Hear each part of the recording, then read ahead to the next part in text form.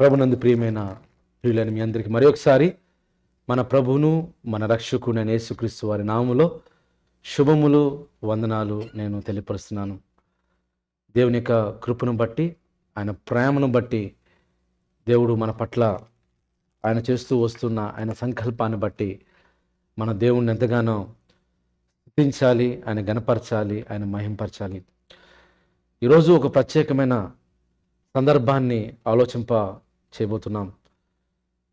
పక్షి రాజు వలె నూతనత్వం, renewal like the eagle.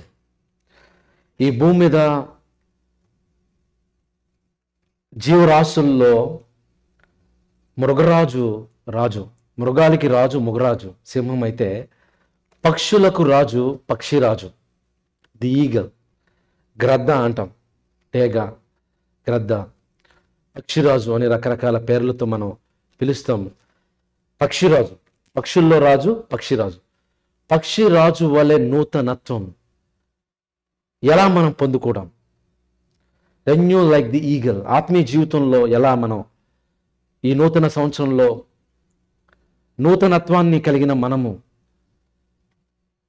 ఒక నూతనమైనటువంటి డైరెక్షన్లో మన జీవితాన్ని ఎలా ముందుకు తీసుకువెళదాం అనేది మనం ఆలోచించేద్దాం ఈరోజు. ఎందుకంటే ఆల్రెడీ 12 రోజులు అయిపోయాయి. ఈ గత 12 రోజుల్లోనే ప్రపంచవ్యాప్తంగా చూస్తే ఎన్నో దారుణాలు తెలిసినాయి, డిజాస్టర్స్. ఇంకా చెప్పాలంటే అందులో టాప్ 1 మీరు గూగుల్లో చూడండి, ChatGPTలో కొట్టండి, టాప్ 1 దేంట్లో ఉంటుందో తెలుసా? ఏ డిజాస్టర్ తెలుసా? ఇప్పుడు ప్రపంచం అంతా ఫిల్మ్ ఇండస్ట్రీ అంటే ఎటు చూస్తారు? హాలీవుడ్ వైపు చూస్తారు. ఎందుకంటే అది కూడా లాస్ ఏంజలస్. అక్కడ కొన్ని కోట్ల మిలియన్ డాలర్స్ హౌసెస్ ఉన్నాయి. పీపుల్ అందరూ కూడా అడ్వాన్స్డ్గా దేవుడే అవసరం లేదు మాకు, ఏముంది దేవుడితో. మన ఏదో సర్వే పోల్ చేస్తే నేను చూస్తున్నాను ఇంటర్నెట్లో, చాలా ఆప్షన్స్ ఇచ్చారు. ఒక సర్వేలో చాలా ఆప్షన్స్ ఇచ్చి దేవుడు గాడ్ అని పెడితే గాడ్ 0 వచ్చింది. ఏందండి, ఎవరూ పెట్టలేదు ఓటింగ్, మిగతా అన్నింటికి ఓటింగ్ పెట్టారు. అంటే దేవుడు స్థానం ఎలా పడిపోయిందంటే చివరి వరకు పడిపోయింది. రీసెంట్గా లాస్ ఏంజలస్లో ఒక జరిగినటువంటి సర్వేలో. ఇప్పుడు ప్రపంచం అంతా సినిమా ఇండస్ట్రీ అంటే హాలీవుడ్ చూస్తే ఇప్పుడు మన సోషల్ నెట్వర్కింగ్ సైట్స్లో కానివ్వండి చాలా పిక్స్ కనబడుతూ ఉంటాయి. హాలీవుడ్ అని బోర్డు మనం చూసే ఉంటాం కదా, బోర్డు, దాని వెనక అన్ని మంటలు ఉంటే ఈరోజు సినిమాల్లో ఉన్న సీన్ అనుకోవద్దు, ఇది రియల్గా జరుగుతున్న సీను అని పిక్చర్ చేసి ఈరోజు మరి ప్రపంచవ్యాప్తంగా అక్కడున్న దారుణాన్ని చెప్తున్నప్పుడు చాలా బాధ అనిపించింది. ఎందుకంటే మనుషుల్లో పాపం పెరిగిపోతుంది, దేవుడు అవసరం లేదు అనుకున్నారు. కానీ పరిస్థితి నిజంగా ఆలోచిస్తే ప్రియులారా, అక్కడ సుమారు ఈ రోజు వరకు 16 మంది చనిపోయారు. 16 మంది చనిపోయారు. కొన్ని వేల మంది ఇల్లుని ఖాళీ చేశారు. సుమారు 150 నుండి సుమారు 130 నుండి 150 బిలియన్ డాలర్స్ నష్టం వచ్చింది. వాళ్ళు మిలియన్స్ హౌసెస్ ఉన్నాయి, వాళ్ళు పెద్ద పెద్ద లగ్జరియస్ కార్స్ ఉన్నాయి. వాళ్ళు కారు వేసుకుని వెళుతూ ఉంటే వెనక మంట వస్తూ చేజ్ చేస్తూ ఉంది. ఎక్కడ ఆ ట్రాఫిక్లో ఆగిపోయి మేము కూడా కారులో ఉంటే కనుక మేము చచ్చిపోతామేమోనని ఆ లగ్జరియస్ కార్స్ వదిలేసి పరిగెత్తుకుంటూ వెళ్ళారు.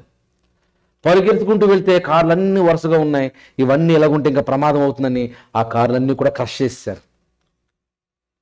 ఎంతోమంది యాక్టర్స్, హీరోస్, మరి హీరోయిన్స్, వీళ్ళందరూ హౌసెస్ కూడా, మరి ప్రొడ్యూసర్స్, వీళ్ళందరూ హౌసెస్ కూడా తగలబడిపోయాయి. నిజంగా ఆలోచిస్తే కొన్ని సందర్భాల్లో మనం అనుకుంటాం కదా, మనకి అన్నీ ఉన్నాయి, మనకి కంట్రోల్ చేస్తాం అనుకుంటాం. కానీ ప్రియులారా, అసలు మన జీవము ఏ పాటిది?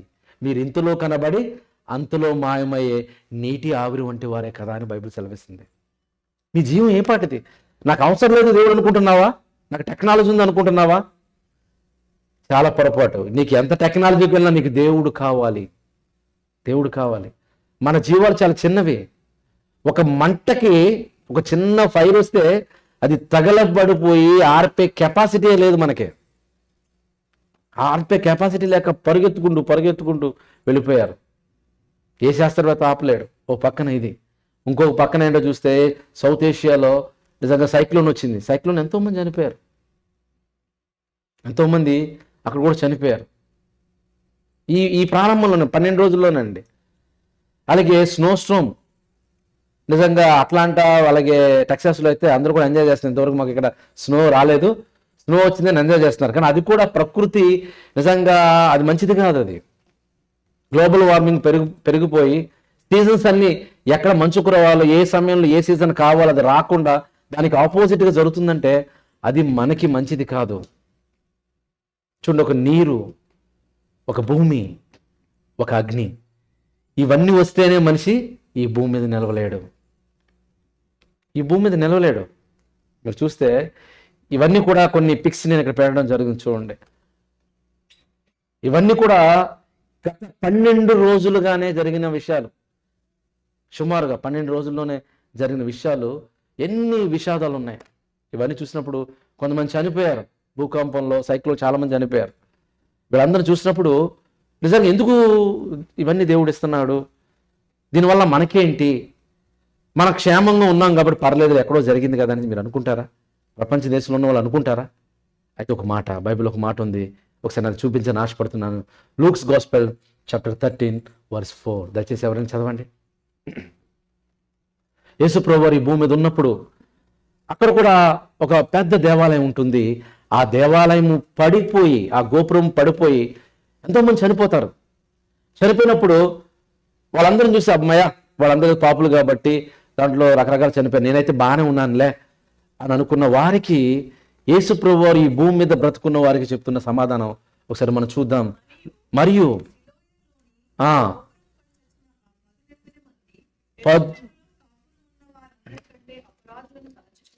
ఇక్కడ క్వశ్చన్, గోపురం పడి ఎంతమంది చనిపోయారంటే అండి 18 మంది చనిపోయారు. కాబట్టి వాళ్ళందరూ అపరాధులు, మనం బాగానే ఉన్నాము, మనం బ్రతుకున్నాం కాబట్టి గ్రేట్ అని మీరు అనుకుంటున్నారా? ప్రపంచ దేశంలో ఉన్న ప్రజలారా, మనం క్షేమంగా ఉన్నాం, మనకి ఏ ఇబ్బంది లేదు, మనకు ఆపద లేదు, అన్ని మనం బాగున్నాయని మనం అనుకుంటున్నారా? అయితే దేవుడు యేసుప్రభువు ఈ ప్రపంచానికి చెప్తున్న మాట, ప్రమాదం జరిగి విపత్తులు జరిగిన వాళ్ళ కంటే మనం గొప్పవాళ్ళం, జ్ఞానం మీరు అనుకుంటున్నారా? అక్కడ అంటున్నాడు చూడండి, కాదని మీతో చెప్తున్నాను. ఏం పొందాలంట? మారు మనసు, మార్పు పొందని ఎడల మారాలి. బ్రతుకున్న వాళ్ళకి ఇవన్నీ చూసిన తర్వాత నిజంగా మనం మారు మనస్సు, మన హృదయంలో ఏం కావాలి? మనసు మారాలి, జీవితం మారాలని దేవుడు కోరుకుంటున్నాడు. అదే వాక్య భాగాన్ని 1వ శతాబ్దంలో ఎప్పుడో యేసుప్రభు వారు భూమి మీద ఉన్నప్పుడు ఈ ప్రపంచానికి, ఈ లోకానికి చెప్పాడు. కనుక ప్రియులారా, మనకి దేవుడు కావాలి. ఈ లోకంలో ఏది ఉన్నా ఏది లేకపోయినా ఎవరు ఉండాలండి? దేవుడు కావాలి. ఈ ప్రపంచంలో ప్రతి మానవాళికి కావాలి. పాపం పెరిగిపోతుంది లోకంలో. దేవుడు అంటే భక్తి లేదు, భయం లేదు. దేవుని ఎక్కడో చెవున పెట్టేశారు. సర్వేలో ఎక్కడో 0 వచ్చిందండి, ఒక్కరు కూడా పోలేదు. చాలా బాధ అనిపించింది. ఎందుకంటే దేవుడు అనగానే మనుషులు ఎలా చూస్తున్నారంటే మాకు అవసరం లేదు, మాకు దేవుడు అవసరం లేదు అని అనుకుంటున్నారు. కానీ అసలు నువ్వెంత, నీ జీవితం ఎంత ఈ భూమి మీద, నీవెంత, నీ జీవితం ఎంత? మీరు ఇంతలో కనబడి అంతలో మాయమయ్యే నీటి ఆవిరి వంటి వారికి కదా అని దేవుడు చెప్తున్నప్పుడు, వాక్యం తలవిస్తున్నప్పుడు, భయంతో భక్తితో దేవుని సన్నిధికి రావాల్సిన మనుషులు దేవునికి దూరం అయిపోయి పాపానికి, లోకానికి దగ్గర ఉంటూ ఈ లోకాన్ని చూసి ఇదే శాశ్వతం అనుకుని బ్రతుకుతున్న దినాల్లో మనం ఉన్నాం. ఆఖరి దినాల్లో మనం ఉన్నాం. కాబట్టి ఈ లోకాన్ని చూడకూడదు, ఈ లోకంలో ఉన్న మనుషులను కాదు, దేవుణ్ణి చూడాలి, దేవుని మాటలను చూడాలి. భూమి మీద నేను దేవుని కోసం బ్రతకాలి అనే ఒక సంకల్పంతో ప్రియులారా మనం ముందుకు వెళ్ళాలి. ఈరోజు దేవుడు మనతో మాట్లాడుతున్నాడు. ఒక పక్షి రాజు వలె నూతనత్వం. నూతనం అనేది మనకి చాలా న్యూ డ్రెస్ కానివ్వండి, న్యూ థింగ్స్ కానివ్వండి, ఇవన్నీ కూడా చాలా హ్యాపీగా అనిపిస్తూ ఉంటాయి. మన జీవితంలో ఒక న్యూ థింగ్స్ జరిగినాయి అనుకోండి, చాలా హ్యాపీగా అనిపిస్తూ ఉంటాయి. ప్రమోషన్స్ వచ్చినప్పుడు, నూతనమైన వస్త్రాలు ధరించుకున్నప్పుడు, ఒక మంచి గుడ్ న్యూస్ విన్నప్పుడు ఎలాగైతే మనం హ్యాపీగా అనిపిస్తూ ఉంటుందో, ఈ న్యూ ఇయర్ బిగినింగ్లో మనం మారాలి అని దేవుడు కోరుకున్నాడు. ఏం కోరుకున్నాడు? మారాలి, మార్పు చెందాలి, దైవికంగా మార్పు చెందాలి. మారడం వల్ల అది మనకే మంచిది, దేవుడు మనల్ని చూసి ఆనందపడతాడు. మార్పు అనేది చాలా మంచిది. మీకు ఒకటి చూపిస్తున్నాను చూడండి. ఇక్కడ కనబడుతుంది ఏంటండి? ఇది మడ్. ఇది మడ్డుగా ఉన్నప్పుడు అది భూమి మీద మనం పడేసాం అనుకోండి, ఎవరైనా పట్టించుకుంటారా? తొక్కేస్తూ ఉంటారు. ఈ మడ్డ వలన ఉపయోగం ఉండదు. కానీ ఇదే మట్టి నీరు పోసి ఒక చక్కని బొమ్మగా చేసాం అనుకోండి, దానికి విలువ పెరుగుతుందా లేదా? ఒక చక్కని బొమ్మ, ఒక చిలుక లేకపోతే ఒక పక్షి చేసాం అనుకోండి, ఒక మట్టి కంటే పక్షి బొమ్మకి విలువ ఎక్కువ. ఒక మార్కెట్ ప్లేస్లో పెట్టినప్పుడు దీన్ని అమ్మితే ఎంత కొంటారో చెప్పండి? $1 కొంటారా? ఏం కొనరు. అదే ఒక మంచి బొమ్మగా తయారు చేసినప్పుడు, ఒక పక్షిగా తయారు చేసినప్పుడు దానికి విలువ పెరుగుతుంది. ఇంకా విలువ పెరగాలంటే దాన్ని ఎలా మార్చొచ్చు అంటే, ఒక మట్టిని బొమ్మగా మార్చినప్పుడు విలువ పెరిగింది. ఆ బొమ్మకి మంచిగా పెయింటింగ్ చేసాం అనుకోండి, ఎలా ఉంటుంది? ఇంకా విలువ పెరుగుతుంది. ఒక మార్కెట్ ప్లేస్లో కానీ స్టోర్లో కానీ మనం అమ్మడం ప్రారంభించాం అనుకోండి, దానికి విలువ ఉంటుంది. ఇలా ఉంటుంది మార్పు. ఇప్పుడు ఇంకా దీన్ని మార్చవచ్చా? చాలా మార్చొచ్చు చెప్పండి. దీనికి ఒక విజిల్ పెట్టచ్చు కదా, ఇక్కడ చిన్న రంధ్రం పెట్టి విజిల్ మార్చొచ్చు. ఇంకా దీని వాల్యూ పెరుగుతుంది. ఇంకా ఎలా మార్చొచ్చు? దీనికి కొంచెం వాటర్ పోసి వాటర్ ద్వారా మనం దాన్ని ఎక్కడ ఊదినప్పుడు వాటర్ ఎలా దాని నోటి నుండి బయటకు వస్తున్నప్పుడు విజిల్ వస్తే ఇంకా వాల్యూ పెరుగుతుంది. అంటే అది పెరుగుతూ తను పెరుగుతూ ఉన్నప్పుడు మారుతూ ఉన్నప్పుడు ఎలాగైతే ఈ మట్టి నుండి ఒక బొమ్మగా మారినప్పుడు ఎలాగైతే దానికి విలువ పెరుగుతుందో, దేవుడు మట్టి ఐశ్వర్యంలో ఏం పెట్టాడని ఉంది తెలుసా? వాక్యంలో మహా ఐశ్వర్యం పెట్టాడంట. మట్టిలో మహదైశ్వర్యం దేవుడు పెట్టినప్పుడు నిజంగా మనం కూడా మారాలి అని దేవుడు కోరుకుంటున్నాడు.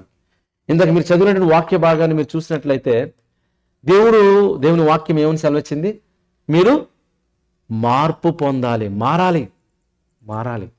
సంవత్సరాలు జరుగుతున్నాయి, దినాలు జరుగుతున్నాయి. నిజంగా మనలో మార్పు ఉంటుందా? మనలో దేవునిలో ఎదుగుతున్నామా? మన దేవునిలో ఉన్నతంగా ఎదుగుతున్నామా అన్నది ఒకసారి ఆలోచన చేయండి.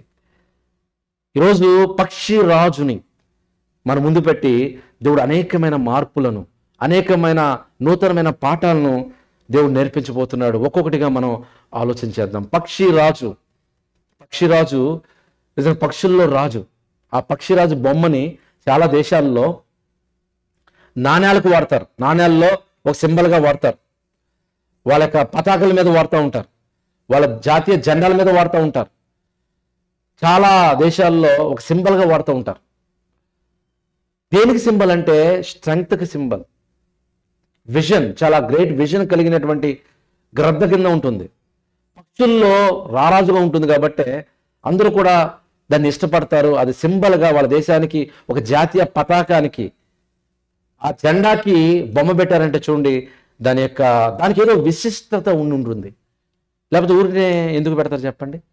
మరి దాని నుండి ఈరోజు పక్షిరాజు వలె నూతనత్వం, ఈగల్ లాగా మనము ఒక రెన్యువల్ అవ్వాలంటే మనం ఏం నేర్చుకోవాలి? దాని నుండి ఈరోజు మనం ఆలోచించేద్దాం. ఎందుకంటే బైబిల్లో నేర్చుకోవడానికి అనేకమైన విషయాలు దేవుడు చెప్పాడు. జంతువులను చూసి నేర్చుకోమంటాడు. ఆఖరికి మనిషిని ఎక్కడికి వెళ్ళమంటాడు తెలుసా? చిన్న చిన్న చీమల దగ్గరికి వెళ్ళమంటాడు. ఓ సోమరి, చీమల దగ్గరికి వెళ్ళి ఏం నేర్చుకోమంటాడు? పాఠాలు నేర్చుకో, గమనించు. ఏమే కదా అని మనం వదిలేస్తాం. దేవుడు చీమల దగ్గరికి వెళ్ళమంటాడు, జంతువుల దగ్గరికి వెళ్ళమంటాడు, పక్షుల దగ్గరికి వెళ్ళమంటాడు, పురుగుల దగ్గరికి వెళ్ళమంటాడు, పువ్వుల దగ్గరికి వెళ్ళమంటాడు. ఎందుకంటే ఈ ప్రకృతిలో ప్రతిదాని నుంచి మానవులుగా మన పాఠాలు నేర్చుకోవడానికి అవకాశం ఉంది. ఈరోజు పక్షులలో ఒక రాజు ఉన్నటువంటి పక్షి రాజు గురించి మనం ఆలోచించేద్దాం. యోబు గ్రంథము 12వ అధ్యాయము 7వ వచనం చూస్తే, యోబు గ్రంథము 12వ అధ్యాయం 7వ వచనం, ఆయనను మృగములను విచారించుము, అవి నీకు ఎవరికండి? ఎవరికే బోధిస్తాయా? దానికి మాటలేదు, మనకేం బోధిస్తాయండి? మనమే కదా బోధించవలసింది అనుకుంటారా? వాటికి మాట లేదు కదా, మనం కదా లెక్చరర్స్, మనం కదా బోధించవలసింది అనుకుంటారా? లేదండి, అవి బోధిస్తాయి. ఆ తర్వాత ఆకాశ పక్షులను విచారించము, అవి నీకు తెలియజేయను. ఆకాశ పక్షులు ఎన్నో ఉన్నాయి పక్షి జాతుల్లో. ప్రతి పక్షి జాతి గురించి నువ్వు విచారిస్తే అవి నీకు తెలియజేస్తాయి. మరి ఈరోజు మనకి ఆకాశ పక్షి జాతుల్లో రాజుగా ఉన్నటువంటి పక్షి రాజు ఈగల్ గురించి ఈరోజు మన దేవుడు మనకి ఏం నేర్పిస్తున్నాడు? మనం వెళ్దాం, మనం నేర్చుకుందామా? ఎందుకంటే నేర్చుకోవాలి. ఆధ్యాత్మికమైన పాఠాలు ఏంటి, శరీర సంబంధమైన పాఠాలు ఏంటి, మనం ఎలా మనల్ని చేంజ్ అవ్వాలి, మనం ఇంప్రూవ్ అవ్వాలి అన్నది ఈరోజు ఒక పక్షి రాజు నుండి మనం నేర్చుకుందామండి. ఎందుకంటే దేవుడు ఈ పక్షుల నుండి, పురుగుల నుండి, చీమల నుండి, మృగాల నుండి మనుషులకి నేర్పిస్తానే ఉంటాడు. ఆఖరికి ఆకాశ నక్షత్రాల నుండి నేర్పిస్తానే ఉంటాడు. మనం వినే మనసు ఉండాలి, చూసే దృష్టి ఉండాలి. మన దృష్టి అంతా ఏంటంటే లోక సంబంధం మీద, వీటన్నింటి మీద ఉంటుంది తప్ప దేవుని మీద, దేవుడు సృజించినటువంటి ఈ ప్రకృతి మీద, అవి నేర్పించిన పాఠాల మీద ఒకసారి మనసు పెడితే ఉన్నతమైన పాఠాలు, ఈ లోకంలో ఎవ్వరికి అర్థం కాని పాఠాలు, నిగూఢమైన పాఠాలు, మన జీవితానికి అవసరమైన పాఠాలు అవి నేర్పిస్తాయి. ఈరోజు మనం నేర్చుకుందాం. యోబు గ్రంథంలో చెప్పిన రీతిగా ఆకాశ పక్షులను విచారించము, అవి నీకు తెలివి చేస్తాయి. మరి పక్షి రాజుల్లో ఉన్నటువంటి ఒక రాజు గ్రద్ద గురించి ఆలోచిస్తే, ఇంతకు దీని నుండి నేర్చుకోవాల్సిన మొట్టమొదటి పాఠం చూడండి, సోరింగ్ అబౌవ్ ది స్టార్మ్. నిజంగా అది చూడండి, అది ఎలా ఆకాశంలో అది ఎగురుతూ రెక్కలు విచ్చుకుని ఎంత చక్కగా అది ఎగురుతూ ఉందో చూడండి. అది పైనుండి ఒకసారి గ్రద్ద పైనుండి ఒక కొండ మీద నుండి ఒక పెద్ద స్ట్రోమ్ వచ్చినప్పుడు మనుషులు చూస్తూ ఉందంట, మనుషుల్ని, పక్షుల్ని, జంతువుల్ని, ఇవన్నీ చూసినప్పుడు ఒక తుఫాను లేకపోతే ఒక సైక్లోన్ వచ్చినప్పుడు జంతువులు పారిపోతాయి కదండి. మనుషుల కంటే ప్రకృతి వైపరీత్యాలు ఎవరికి ముందుగా తెలుస్తాయి? జంతువులకి. ఈ విషయాన్ని నేను మరి ఒక రాసిన బుక్లో కూడా చెప్పాను. నేను మనుషుల కంటే కూడా జంతువులకే ముందు తెలుస్తాయి. దానికి ద బెస్ట్ ఎగ్జాంపుల్ నోవాస్ ఆర్క్ సమయంలో, ఒక నోవాస్ ఆ ఫ్లడ్లో ముందు జంతువులన్నీ వచ్చేసాయి, మనుషులు మాత్రం మునిగిపోయారు. ఆడే జ్ఞానం ఉంది, జంతువులన్నీ వచ్చేసాయి, ఎక్కడ లైన్లో నిలబడిపోయినాయి, వాళ్ళకి వెళ్ళడానికి ఎదుగో మహా తుఫాన్ వస్తుంది. కానీ మనిషి ఏలి చేశాడు, ఏమొస్తుంది ఇక్కడ అనుకున్నాడు. ఆఖరికి ఆ తుఫాన్లో, ఆ ఫ్లడ్లో కొట్టుకెళ్ళిపోయాడు. అది మనిషి అలాగే వెళ్ళిపోతూ ఉంటాడు. ఎందుకంటే దేవుడు నేర్పించే పాఠాన్ని నేర్పించకపోతే అలా కొట్టుకెళ్ళిపోతూ ఉంటాడు. ఒకసారి ఈ గ్రద్ద పైనుండి చూస్తూ ఉన్నప్పుడంట మనుషులను చూసింది, వెళ్ళిపోతూ ఉన్నారు. వాళ్ళు ఎక్కడ వెళ్తారంటే సురక్షితమైన ప్రాంతాలకు తరలిస్తారు. మొన్న లాస్ ఏంజలీస్లో వచ్చినటువంటి ఆ ఫ్లడ్కి కొన్ని వేల ఇంట్లో ఉన్న వారందరినీ కూడా, వాళ్ళ యొక్క మిలియన్స్ డాలర్స్ ఉన్నటువంటి హౌసెస్ అన్ని కూడా ఎవాక్యువేట్ చేసి, ఖాళీ చేసి వాళ్ళు వేరే ప్రాంతాలకు వెళ్ళిపోయారు. ఎందుకంటే అక్కడ ఉండకూడదు, బ్రతకూడదు. ఎందుకంటే ప్రాణం కంటే ఇల్లు గొప్పదా చెప్పండి? కార్ల కంటే మరి కార్లు గొప్పదా, ప్రాణం గొప్పదా? ప్రాణమే గొప్పది. ఇల్లు గొప్పదా, ప్రాణం గొప్పదా? ప్రాణమే గొప్పది. డబ్బు గొప్పదా, ప్రాణం గొప్పదా? ప్రాణమే గొప్పది. అందుకే వాళ్ళు ఇల్లు ఎంత విలువైన ఉన్నా, బంగారాలున్నా, వజ్రాలున్నా, ఎంత విలువైన ఉన్నా, కార్లు ఉన్నా, అవన్నీ విడిచిపెట్టి పరిగెత్తుకుంటూ వెళ్ళిపోయారు. బతకాలి, బతుకుంటే మన పెద్దలు అంటారు, బతుకుంటే బలిచాకులు తినైనా సరే లేకపోతే చేసుకునైనా మనం బతకొచ్చు అంటూ ఉంటారు. సామెతలు ఉన్నాయి, ఊరికనే సామెతలు పట్టవు. కాబట్టి ప్రాణం విలువైనదని వాళ్ళు పరిగెత్తుకుంటూ వెళ్ళారు. ఈరోజు మరి అలాంటి తుఫాను కానీ, ఫ్లడ్ కానీ వస్తే మనుషులు గుర్తించలేరు. కానీ ఒకసారి గ్రద్ద చూస్తూ ఉన్నప్పుడు జంతువులు, పక్షులు గుళ్ళోకి వెళ్ళిపోతున్నాయి. జంతువులు లేకపోతే ఇవన్నీ కూడా తమ గృహాలకి, లేకపోతే ఎక్కడైతే వాళ్ళ నివాస స్థలానికి వెళ్ళిపోతున్నాయి. మనుషులు కూడా వెళ్ళిపోతూ ఉన్నారంట. కానీ గ్రద్ద మాత్రం ఏం చేస్తుంది తెలుసా? నాకు తుఫాను వస్తుంది, చాలా కష్టం, నేనేం చేయాలి అని ఏం చేస్తుంది తెలుసా? ఆ తుఫాను కూడా భయపడదంట. అసలు భయపడని జంతువు ఏంటంటే అసలు తుఫానికి భయపడదు, వర్షానికి భయపడదు. అది భయపడక దానికి ఎదురెళ్తుందంట. ఎంత ఎదురెళ్తుందంటే సూర్యుని మనం చూడలేం. సూర్యుని ఎవరైనా మనం చూడగలం, మనం చూడలేం. కానీ డైరెక్ట్గా సూర్యుని చూసే శక్తి గద్దకుంది. సూర్యుని చూస్తే వెలుగు మనకు కనబడదు కదా. ఈ పెద్ద తుఫాను వచ్చినప్పుడు, ఇవన్నీ వచ్చినప్పుడు మనం అది చూడలేకపోయిన పరిస్థితులు ఉన్నప్పటికీ సూర్యుడు కనపడతాడు. సూర్యుడిని చూస్తూ అది పైకి ఆ రెక్కలు చాపుకుని ఆ వర్షానికి పైకి వెళ్ళిపోతూ ఉంటుంది. ఎంత పైకి వెళ్తుందంటే వర్షం ఎక్కడ నుండి వస్తుంది చెప్పండి? మేఘాల్లో నుండి వస్తుంది. అంటే మేఘాల నుండి వర్షం వస్తే ఆ వర్షాలను మనం తప్పించబడాలంటే ఏం చేయాలి? మనం మేఘాలకు పైకి వెళ్ళిపోవాలి, మేఘాలకి పైకి వెళ్ళిపోవాలి అని. మేఘాలు ఎక్కడైతే వర్షం బంధించబడి ఉంటుందో మనకి వర్షంగా ఈ భూమి మీదకి వస్తుందో దాన్ని దాటి పైకెళ్ళి ఉంటుందండి. కొన్ని వేల కిలోమీటర్లు, 6,000 నుండి 8,000 కిలోమీటర్ల వరకు ఎగరగల శక్తి తనకుంది ఈ భూమి మీద నుండి. అలా ఎగురుకుంటూ వెళ్ళిపోతుందండి. ఎంత అద్భుతంగా ఉందండి. దీని నుండి మనం ఏం నేర్చుకోవాలంటే, మన జీవితంలో కూడా కష్టాలు వస్తాయి, ఇబ్బందులు, ఎలాగైతే తుఫాన్ లాగా మన జీవితంలో కష్టాలు వస్తాయి, ఇబ్బందులు వస్తాయి. మనం ఏం చేస్తాం తెలుసా? వాటిని చూస్తాం. దేన్ని? తుఫాను చూస్తాం, ఇబ్బందులు చూస్తాం, కష్టాలు చూస్తాం. మనం ఏం చూడాలి? ఇదేం చూసింది చెప్పండి? సూర్యుని చూసింది. మనం ఎవరిని చూడాలి? నీతి సూర్యుని చూడాలి. ఎవరు నీతి సూర్యుడు? దేవుడు. ఆయన్ని చూసి భయపడకుండా మనం ముందుకు వెళితే దేవుడు సహాయం చేస్తాడు.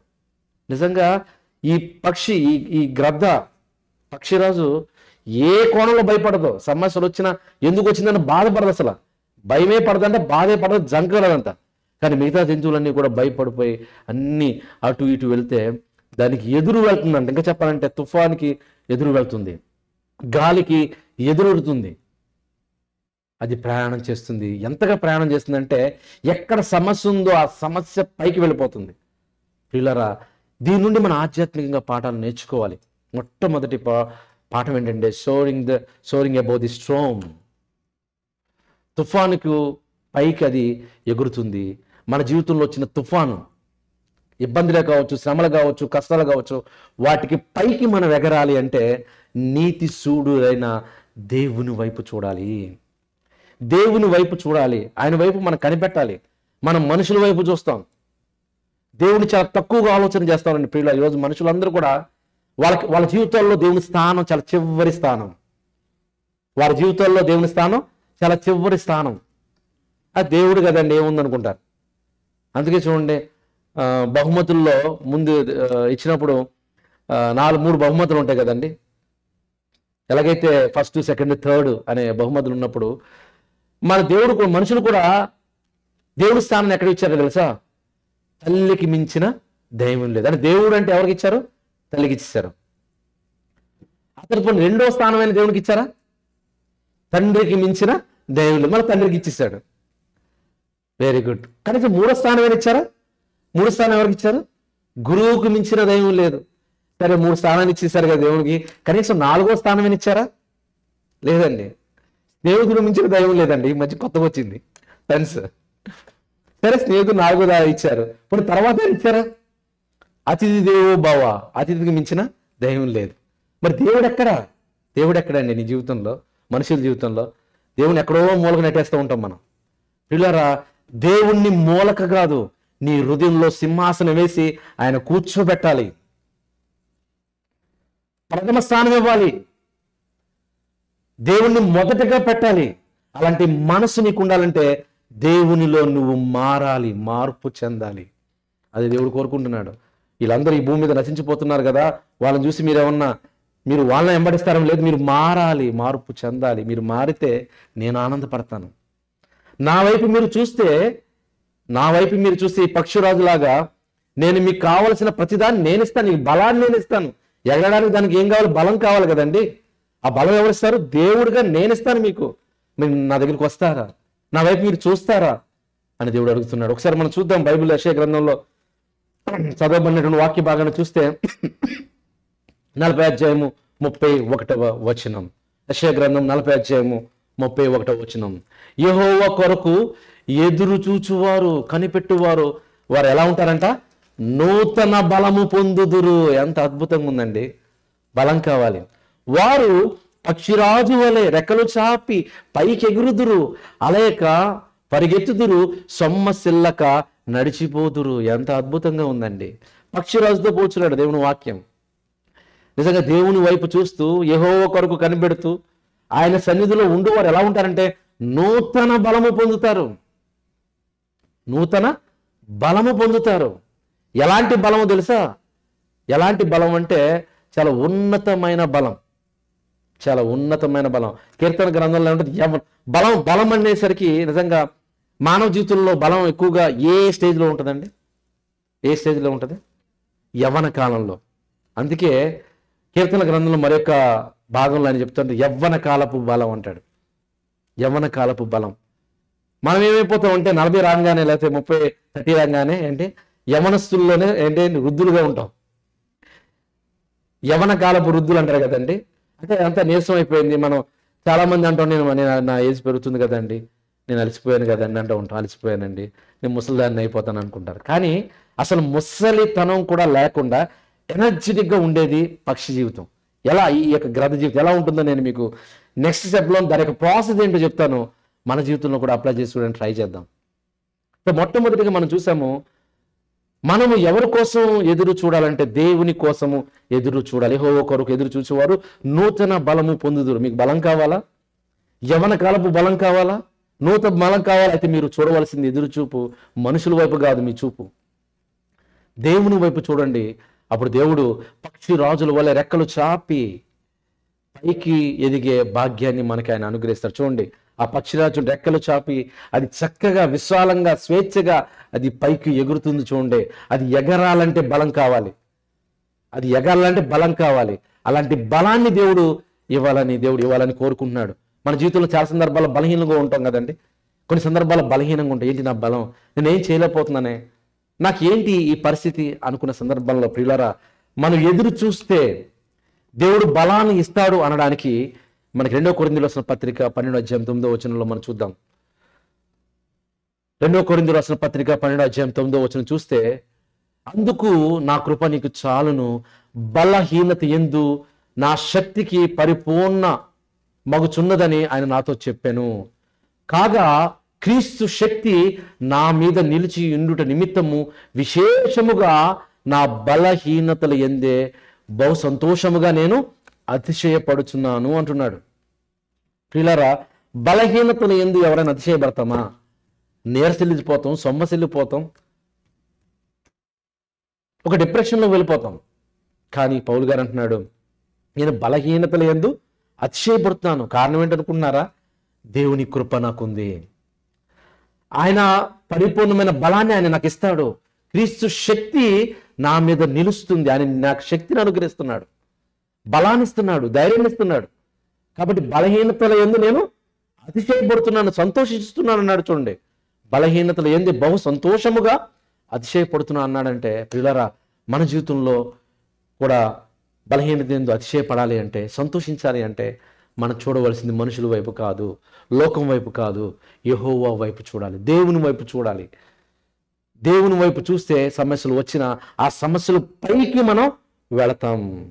దాన్ని తీసుకుని వెళ్ళే శక్తిని మనకిస్తాడు, దాన్ని అధిగమించే శక్తిని దేవుడు మనకిస్తాడు. ఇది మొట్టమొదటి పాఠం. రెండవదిగా చూస్తే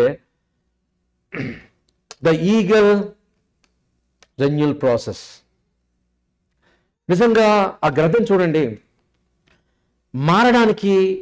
మార్పు అనేది మనకు చాలా కష్టంగా ఉంటుంది. మారడానికి మనం ఎక్కువ ఇష్టపడం. ఏదైనా లోక సంబంధంగా చూస్తే ఆఫీసులో మనకి ఎప్పుడు అప్గ్రేడ్ అవుతామండి, అవుట్డేటెడ్ అయిపోతున్నాం అనుకోండి, అయితే అప్గ్రేడ్ అవ్వాలి, టెక్నాలజీ నేర్చుకోవాలి. వచ్చేసింది, అప్గ్రేడ్ అవ్వాలని సర్టిఫికేషన్ నేర్చుకుంటాం, టెక్నాలజీ నేర్చుకుంటాం. సో ప్రమోషన్ రావడం కోసం నేర్చుకుంటాం. అంటే అప్గ్రేడ్ లేకపోతే మార్పు అనేది ఈ లోక సంబంధంగా ఎలాగైతే మనకి అది పాజిటివ్గా అది ఉపయోగపడుతుందో, దాన్ని అప్గ్రేడ్ మనం చేసుకుంటామో, మన జీవితంలో కూడా మారాలి, మార్పు చెందాలి. ఒకసారి కంఫర్ట్ జోన్లో ఒక దగ్గర మనం ఉంటే కుదరదు.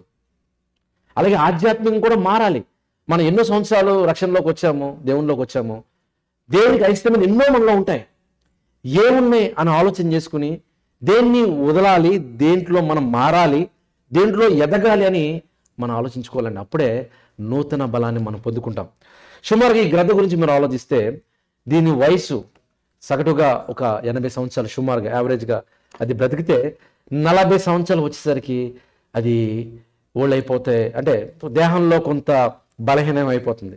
సుమారు మనం కూడా ఏమనుకుంటాం, 40 సంవత్సరాలు రాగానే ఏమనుకుంటాం, అమ్మో ఏజ్ పెరిగిపోతుంది, మన బలహీనం అయిపోతున్నాం, దగ్గరికి వస్తున్నాం 40 సంవత్సరాలకి, మనం ఏ పనులు చేయలేకపోతాం అనుకుంటుంది.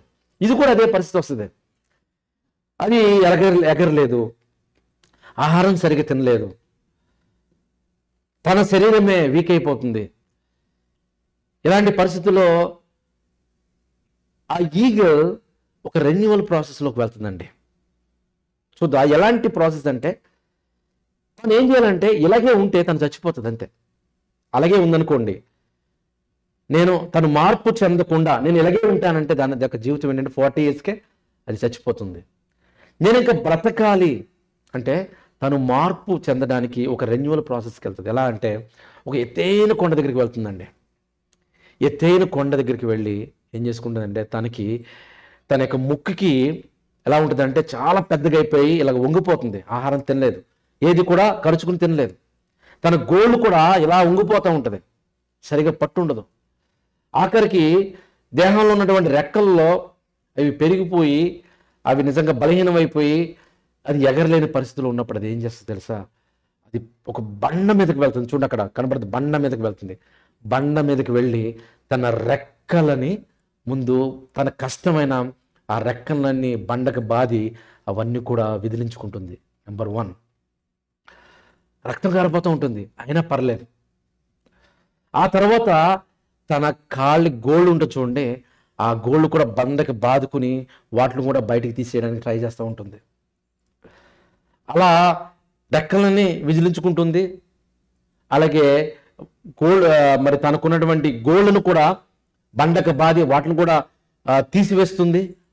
ఆ తర్వాత ముక్కుకి అది చాలా పెద్దగా ఉంటుంది, చాలా కఠినంగా ఉంటుంది. తన యొక్క దేహం నిజంగా పక్షి జాతులన్నింటిలో చాలా దృఢంగా గట్టిగా ఉండే దేహ దారుఢ్యం దేనికి ఉందంటే పక్షికి ఉంటుంది, గ్రద్దకు ఉంటుంది.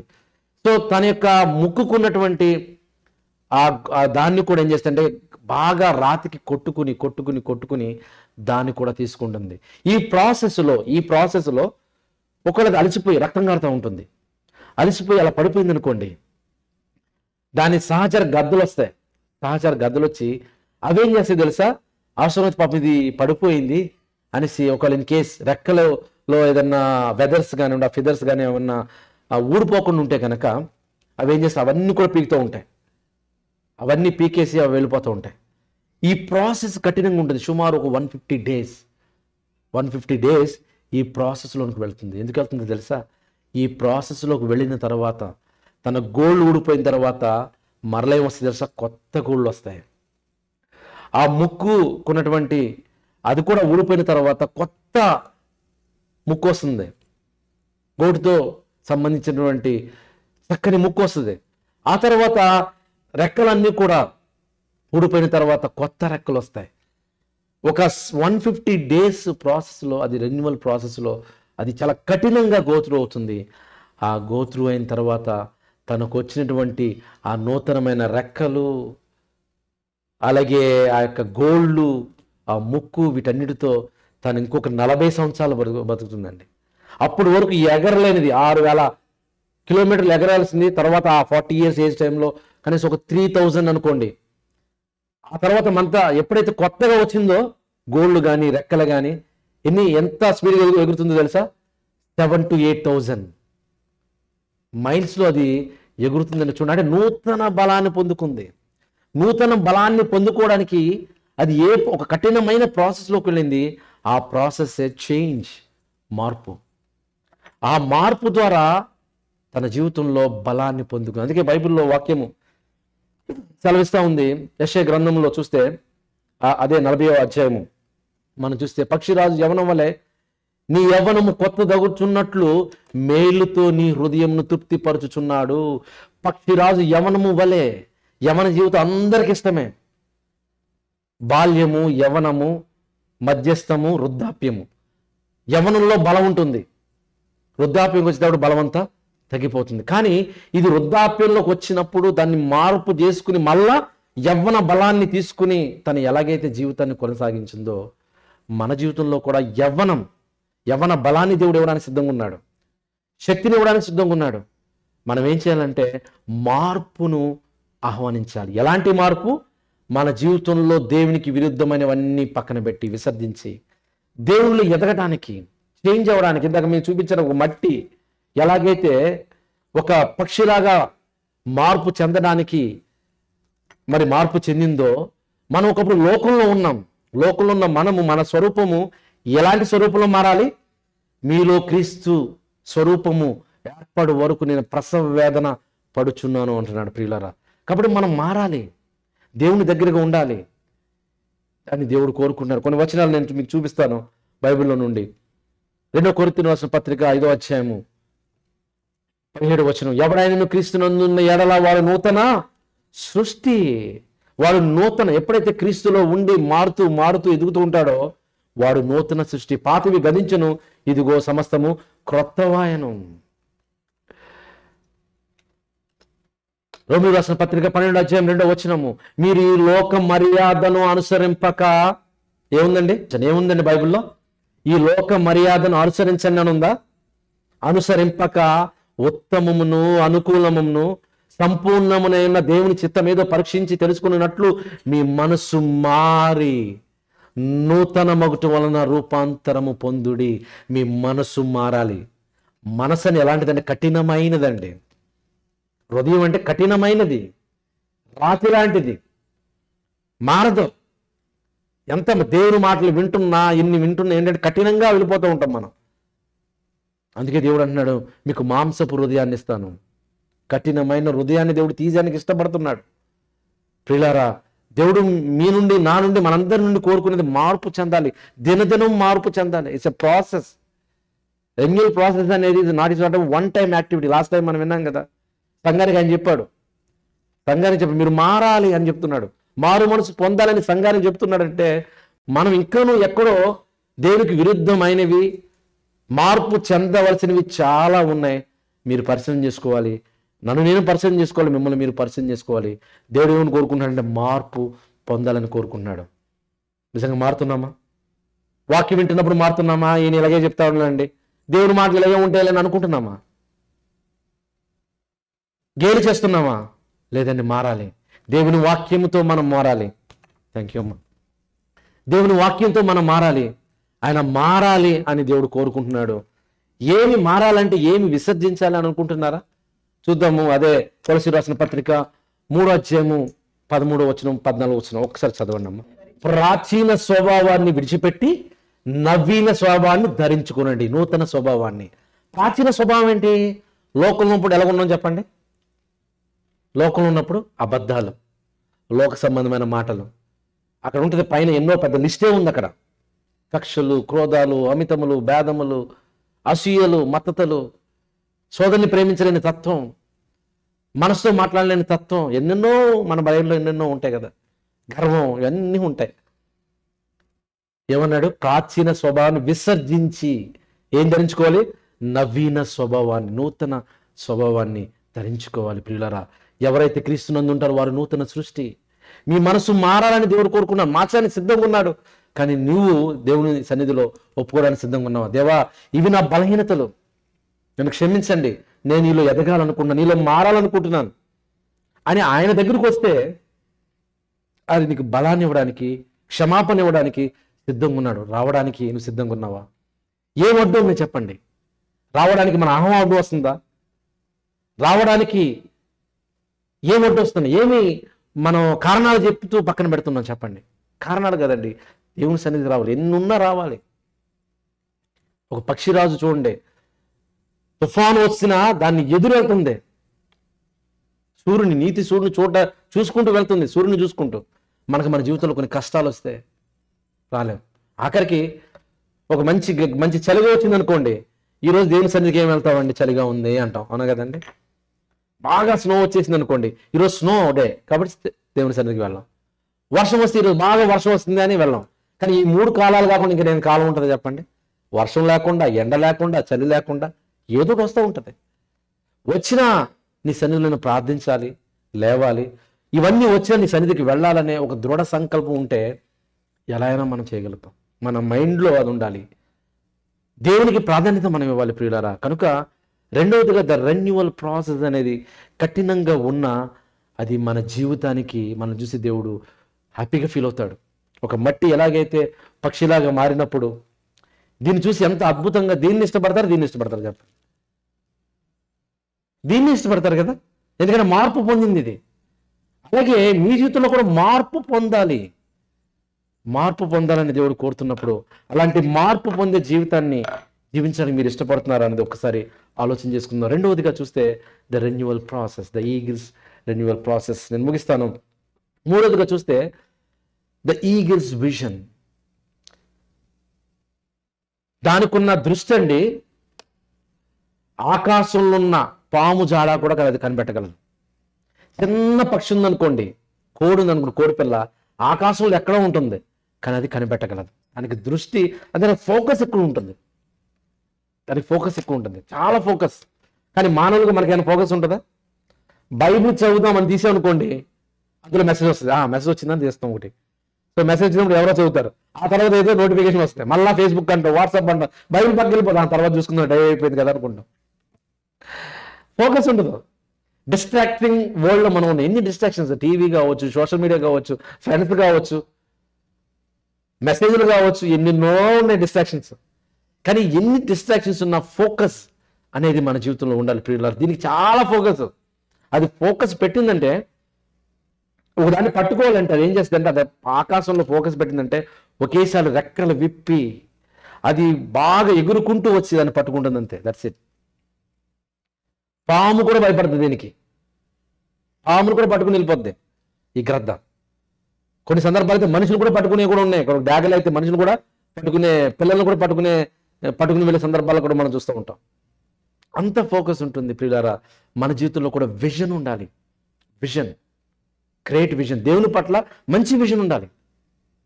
మన కుటుంబం పట్ల, మన బిడ్డల పట్ల, మన జీవితాల పట్ల, మన ఆత్మీయంగా విజన్ అనేది మనం కలిగి ఉండాలి. అందుకే బైబిల్లో ఒక మంచి మాట ఉంది, సామెతల గ్రంథము 29:18 చూస్తే, దేవోక్తి లేని ఎడల జనులు కట్టు లేక తిరుగుదురు. దేవోక్తి, where there is no revolutions, దాన్ని విజన్ అని అంటున్నారు. అక్కడ ఏమవుతుందంటే కట్టు లేక జనులు తిరుగుతారు. విజన్ లేకపోతే, where there is no vision, people ఎలా ఉంటారంటే కట్టుబడి లేకుండా తిరుగుతారు, ఇష్టానుసారంగా ఉంటారు. మనకున్న దేవోక్తి ఏంటో తెలుసా? దైవవాక్యం అండి, దైవవాక్యం. ఈరోజు దైవవాక్యం చక్కగా మంచి పాటలు పాడారు కదా, మంచి పాట, పఠింప శ్రేష్ఠ గ్రంథము బైబిల్. బైబిల్ పట్టుకోవడానికి మనకి సిగ్గుండకూడదు. మన పెద్దలు చెప్తూ ఉంటారు, ఏమంటారంటే, బైబిల్ ఇప్పుడు మోస్తే పెద్ద తర్వాత దేవుడు మనల్ని మోస్తారంట. పెద్దవాళ్ళు అంటూ ఉంటారు, దేవుడు ఏంటి ఎలా మోస్తారని అనుకుంటున్నారా? అంటే దేవుని మాటలు మనల్ని బలపరుస్తూ ఉంటాయి అని అంటాడు కదా.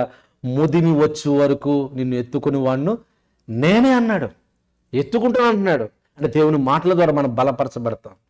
కాబట్టి దేవోక్తి, దేవుని మాటలకి మన జీవితంలో ప్రాధాన్యత ఉండాలి. ఒక విజన్ కలిగి మనం ఉండాలని దేవుని వాక్యము సెలవిస్తూ ఉంది.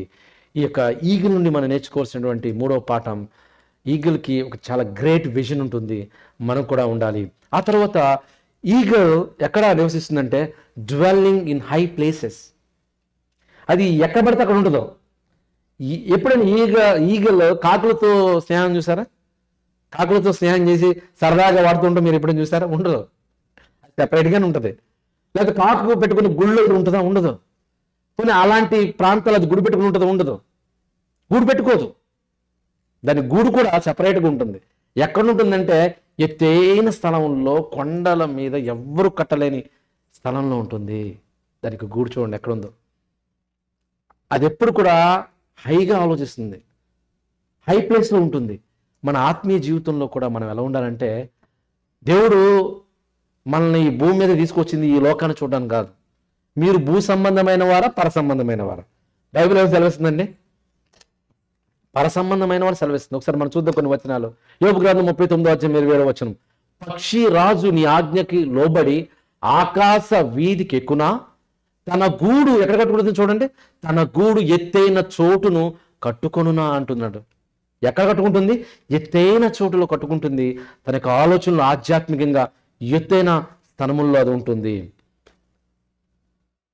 అదే యోబు గ్రంథము 39:28 చూస్తే, అది కొండ మీద నివసించును, కొండ పేటు మీదను ఎవ్వరును ఎక్క జాలని ఎత్తు చోటను గూడు కట్టుకొనును. యోబు గ్రంథము 39:28 ఏముందండి అక్కడ? ఎక్కడ అది గూడు కట్టుకుంటుంది? ఎవ్వరు దాని దగ్గర సమీపించజాలని చోట, ఎత్తైన చోటునది గూడు కట్టుకుంటుంది అన్నట్టుగా వాక్యం సెలవిస్తూ ఉంది. అంటే దీన్ని ఆత్మీయంగా మనం ఎలా తీసుకోవాలంటే, మన యొక్క ఆధ్యాత్మిక జీవితంలో ఎత్తుకు ఎదగాలి, ఉన్నతంగా ఎదగాలి, ప్రతిరోజు ఎదగాలి, మారాలి.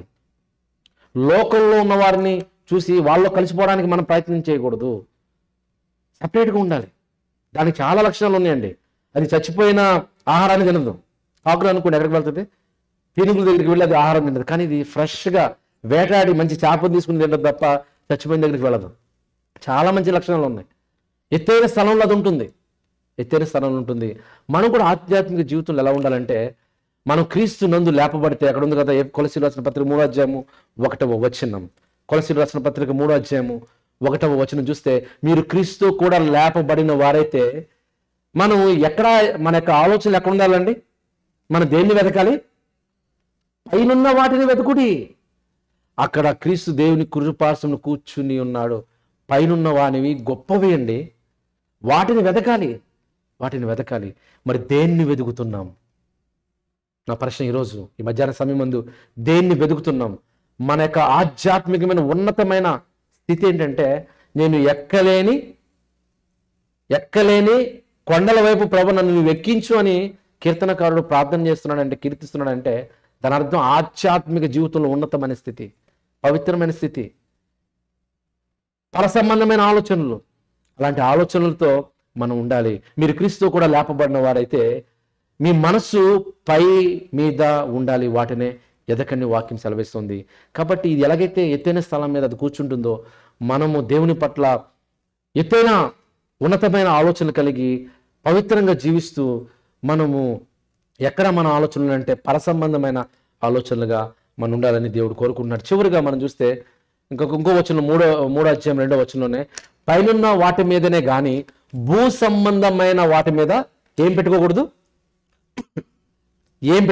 మనసు పెట్టకుడి అని ఉంటే, జనరల్గా మానవులుగా మన మనసు అంతా అటే వెళ్తుంది.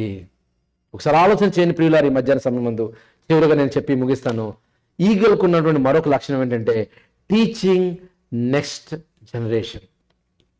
తన బిడ్డలకి అది ఏం చేస్తుందంటే నేర్పిస్తుంది పాఠాలు. ఏంటి పాఠాలు తెలుసా? ఎత్తైన కొండ మీద గూళ్ళు పెట్టుకుంటుంది. గూడు పెట్టుకున్న తర్వాత తను బలం అవడం కోసం ఏం చేస్తుందంటే, చిన్న ఆ గుడ్డులో నుండి పిల్లలు వచ్చిన తర్వాత ఆ పిల్లని ఏం చేస్తుందంటే కొంచెం రెక్కలు వచ్చిన తర్వాత విడిచిపెట్టేస్తుంది. మనం ఏమనుకుంటే ఇంత కఠినంగా ఉందేంటి, విడిచిపెట్టేసింది ఏంటి అనుకుంటాం. కానీ అది విడిచిపెట్టేది, అది ఎగరలాకలా పడిపోతూ ఉంటే అది మళ్ళా కిందకు వచ్చి అది పట్టుకుంటుంది.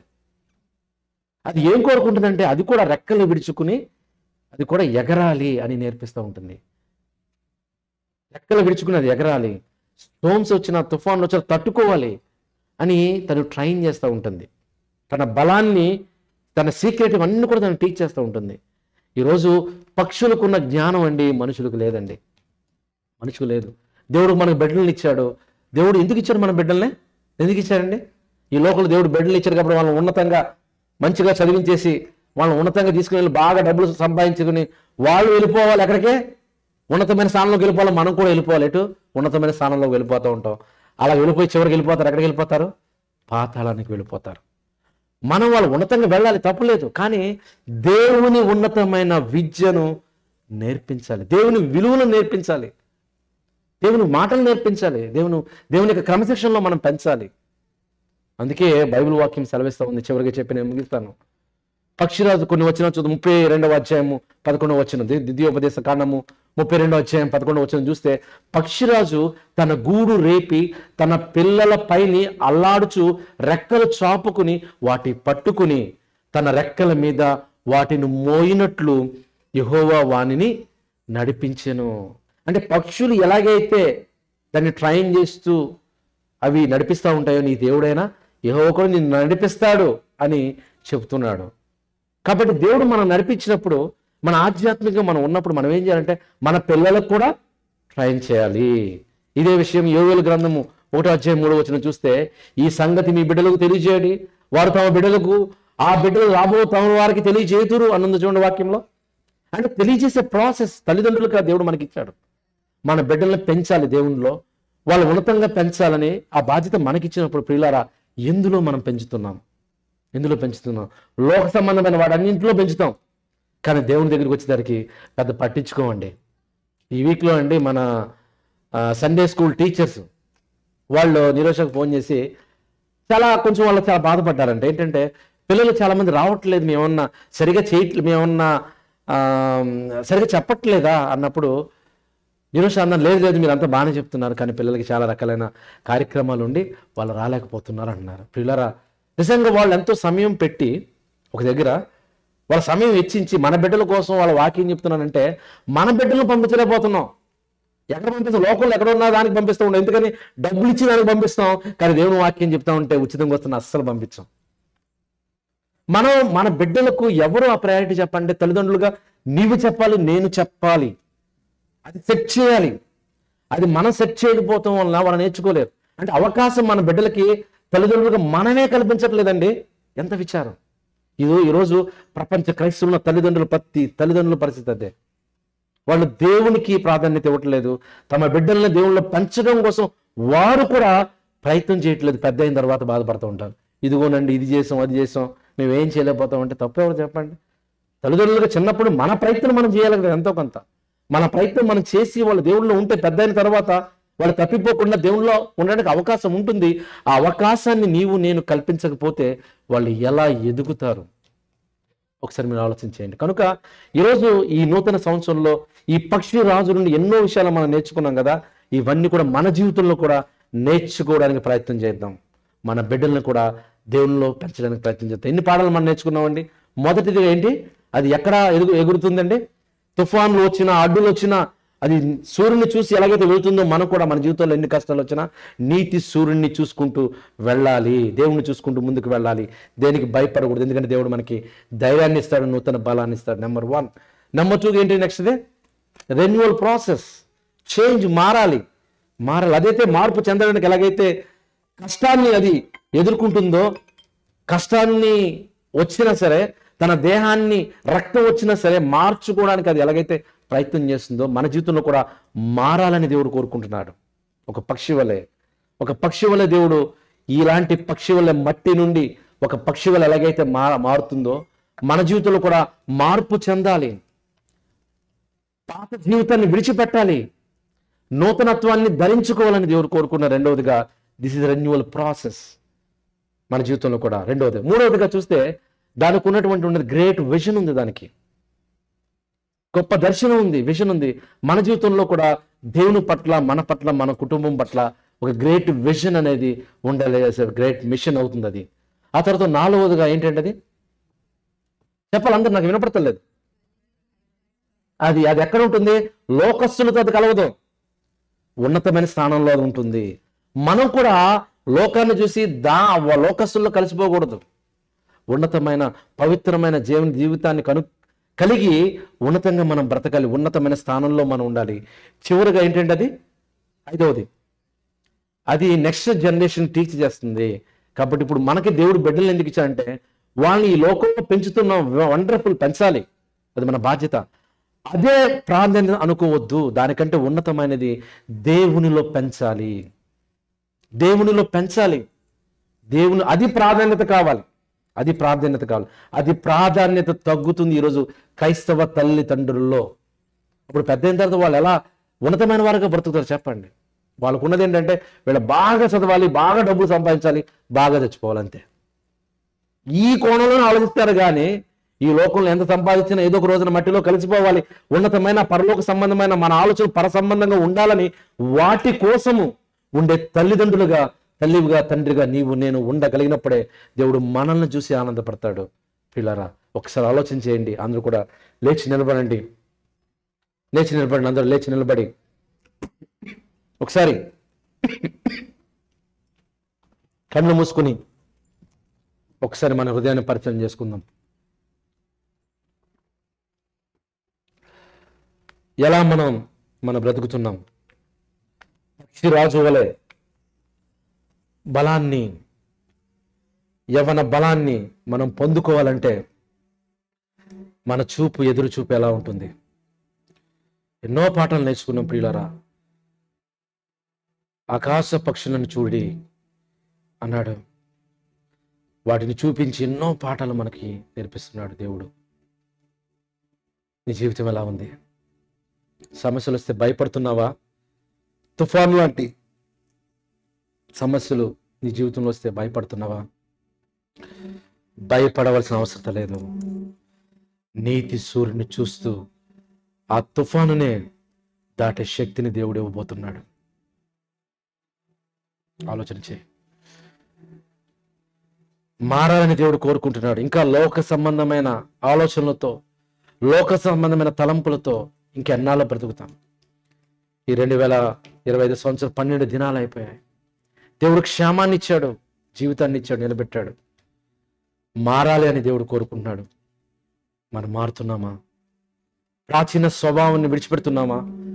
నవీన స్వభావాన్ని ధరించుకుంటున్నాం? ఒక్కసారి ఆలోచన చేయండి. దేవుని పట్ల గ్రేట్ విజన్ ఉండాలి. మన కుటుంబం పట్ల గ్రేట్ విజన్ ఉండాలి. లోకంలో కలవకుండా ఉన్నతమైన ఆలోచనలతో మన ఆలోచనలు, మన మనస్సు, మన హృదయము పైనున్న వాటి మీదే వెతకాలి. మనం బ్రతుకుతూ మన బిడ్డలను కూడా దేవునిలో ఉన్నతంగా పెంచాలి. దేవుడు నీకు బిడ్డలను ఇచ్చింది నీ ఇష్టానుసారంగా పెంచడానికి కాదు, నీ కొరకు పెంచడం కోసం కాదు. రేపు అడిగితే, ఇదిగో నేను నీకు బిడ్డలను ఇచ్చి నువ్వేం చేసావు అని అడిగినప్పుడు నువ్వేం సమాధానం చెప్తావు? నేను నీకు జీవితాన్ని ఇచ్చి నువ్వేం చేసావు నాయనా అని అడిగినప్పుడు నువ్వేం సమాధానం చెప్తావు? ఒక్కసారి ఆలోచన చేసుకోండి. మన బిడ్డల్ని, మన తరానికి, నెక్స్ట్ తరాన్ని మనం సిద్ధపరుస్తున్నామా? భక్తిలో పెంచుతున్నామా? దేవుని భయంలో పెంచుతున్నామా? ఒక్కసారి ఆలోచన చేయండి ప్రియులారా. It's a time to change.